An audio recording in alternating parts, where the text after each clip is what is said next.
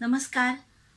खानदेशच्या भूमीमध्ये अमळनेर इथं 97 अखिल भारतीय मराठी साहित्य संमेलन संपन्न होणार आहे आणि त्या अनुषंगानं प्रतिविश्व एक श्रवणोत्सव या व्हिडिओ चॅनलवरती आपण सध्या खानदेशची कवी ही मालिका सुरू केली आहे आणि आज या मालिकेत त्र्यंबक बापूजी ठोंबरे अर्थात बालकवींची कविता ऐकणार आहोत.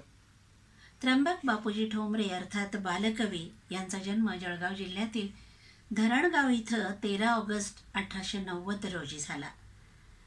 बालकवींचं स्मारक इथं व्हावं म्हणून इथले स्थानिक ग्रामस्थ, स्थानिक साहित्यिक म्हणजे अगदी कविवर्य नाधव महानोर, प्राध्यापक डॉक्टर किसन पाटील हे तर आता नाही आहेत, हा इहलोक सोडून गेले आहेत.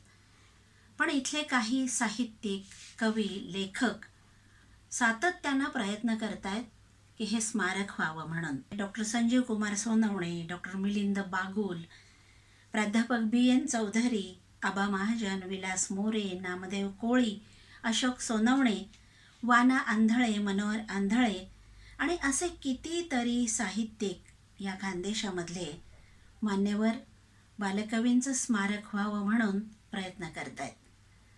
स्थानिक नेते आणि महाराष्ट्र शासनाच्या सहाय्यानं हे स्वप्न आता साकार होणार आहे अशी बातमी मध्यंतरी आपण ऐकलीत आणि खूप आनंद झाला.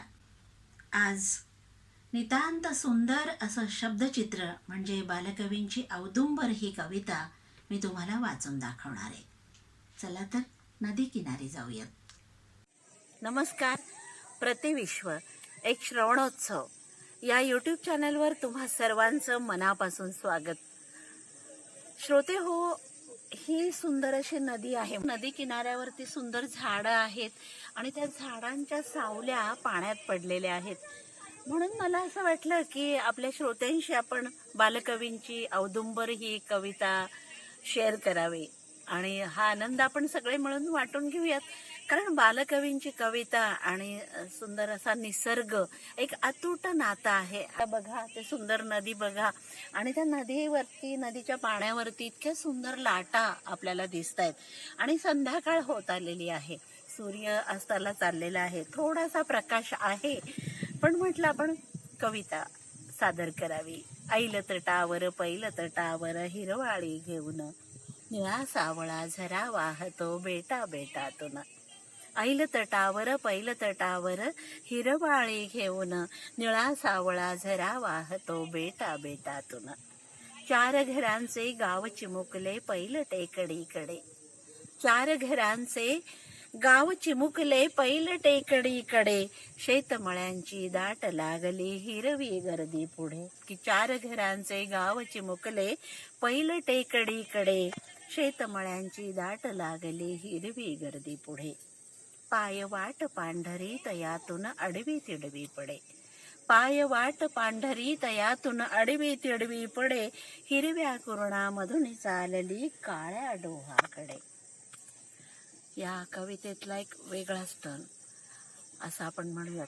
त्याचा मूड बदललेला दिसतो आपल्याला या कवितेमध्ये. पाय वाट पांढरी तयातून अडवी तिडवी पडे. हिरव्या कुरणामधून चालली काळ्या डोहाकडे. झाकळूनी जळ गोड काळीमा. झाकळूनी जळ गोड काळीमा. पसरी लाटांवर पाय टाकुनी जळात बसला असला औदुंबर. पाय टाकुनी जळात बसला असला औदुंबर. श्रोते हो, तुम्हाला नक्कीच आवडली असणार ही कविता. कविता आवडण्याचा प्रश्नच नाहीये. पण इतकं सुंदर हे वातावरण आणि हा नदी किनारा, ही झाडं आणि हे सगळं बघून मला आज खास करून ही कविता तुमच्या पुढे सादर करावीशी वाटली. तुम्ही व्हिडिओ लाईक करताय, सबस्क्राईब करताय आणि मित्रमैत्रिणींबरोबर शेअर सुद्धा करताय. त्याबद्दल मनापासून धन्यवाद. नवे श्रोते, नवे प्रेक्षक असतील या व्हिडिओसाठी तर त्यांनी आवर्जून सबस्क्राईब करावं.